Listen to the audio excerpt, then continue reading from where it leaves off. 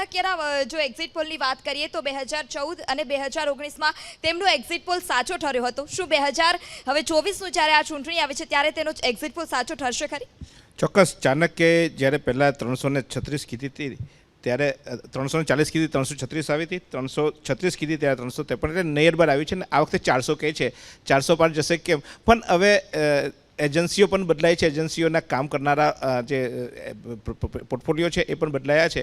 એટલે એવું કહી શકાય કે આ જે એજન્સીએ એક્ઝિટ પોલ આપ્યો છે એ એક્ઝેક્ટ નહીં જ હોય, કારણ કે એક માસ્કને એ લોકો ટાર્ગેટ કરતા હોય છે, અર્બન એરિયાને ટાર્ગેટ કર્યો હોય. આ વખતે રૂરલ એરિયામાં મતદાન વધારે થયું છે, તો એ રૂરલ એરિયાના મતદાનોને પણ ચોક્કસ એક્ઝિટ પોલ સુધી, કારણ કે ગ્રામીણ સુધી નથી પહોંચતા હોતા ઘણીવાર.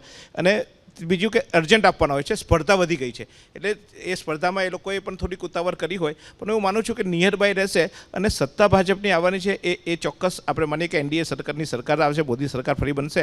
પણ આંકડાઓની કદાચ થોડીક વધઘટ થશે. હું એવું માનું છું કે 400 પાર તો નહીં જ થાય, એનાથી અંદર આવશે. એટલે ચાણક્ય જે ત્યાં 400 પાર 400 કહે છે એ 400થી અંદર રહેશે. 350ની આજુબાજુની શક્યતા હું અત્યારે જોઈ રહ્યો છું.